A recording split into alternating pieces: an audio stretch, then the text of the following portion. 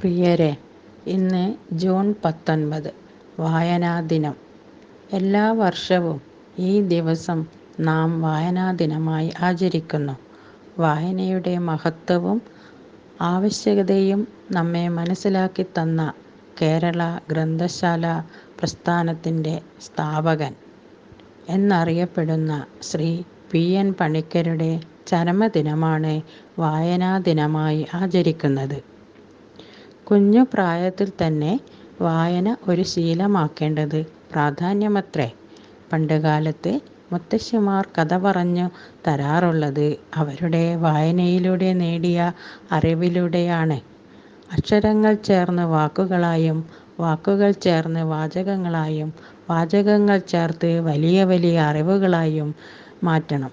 പഠിക്കാനുള്ളതിന് പുറമെ കുഞ്ഞു കഥകളും കവിതകളും ബാലമാസികകളും ദിനപത്രത്തിലെ പത്രവാർത്തകളും ഒക്കെ വായിച്ച് ശീലിക്കുക.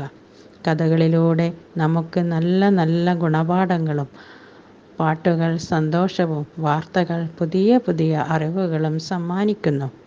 വായിച്ചു നേടുന്ന ഈ അറിവുകൾ നമ്മുടെ കഴിവുകൾ വളർത്തുകയും എല്ലായിടത്തും നമുക്ക് അംഗീകാരവും സ്നേഹവും ലഭിക്കുന്നതിനുമിടയാകുന്നു. കാലം മാറുന്നതിനനുസരിച്ച് വായനയുടെ രീതികൾ മാറുന്നുണ്ടെങ്കിലും വായനയുടെ പ്രാധാന്യം കുറയുന്നില്ല. അതായത് വായന മരിക്കുന്നില്ല. അക്ഷരങ്ങൾ അഗ്നിയാണ്, വാളിനേക്കാൾ മൂർച്ചയാണ് വാക്കുകൾക്ക്.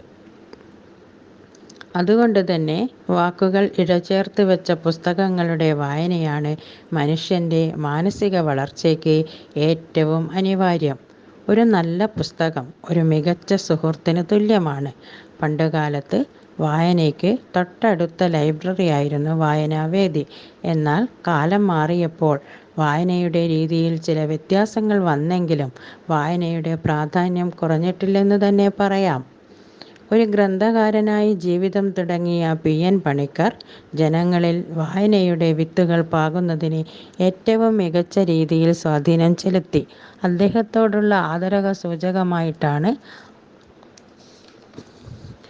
അദ്ദേഹത്തിൻ്റെ ചരമദിനം ജൂൺ 19 മുതൽ ഒരാഴ്ചക്കാലം വായനാ വാരമായി ആചരിക്കുന്നത്.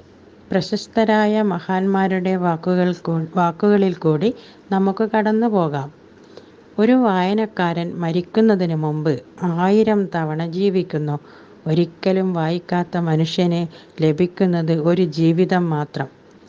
George R Martin.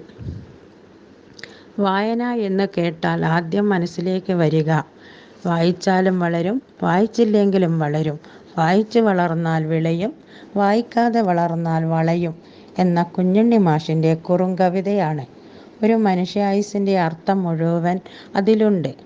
നമ്മുടെ നാടിനെ ജ്ഞാനപ്രകാശത്തിലേക്ക് നയിച്ച സൂപ്പർ വൈസ് ചാൻസലർ എന്നാണ് സുകുമാർ അഴീക്കോട് പി.എൻ. പണിക്കറിനെ വിശേഷിപ്പിച്ചത്.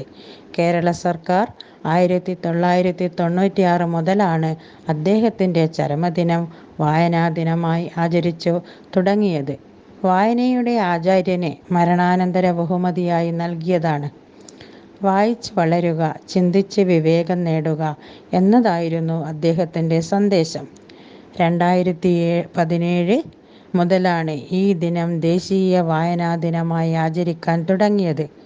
ഒരു വ്യക്തിയുടെ സമഗ്ര വികസനത്തിന് വായന വഹിക്കുന്ന പങ്ക് വളരെ വലുതാണ്. പ്രശസ്തരായ പല മഹാന്മാരെയും ഉന്നതങ്ങളിലെത്തിച്ചത് ആഴത്തിലുള്ള അവരുടെ വായനയാണ്. ലോകത്തിൻ്റെ വെളിച്ചമാണ് പുസ്തകങ്ങൾ.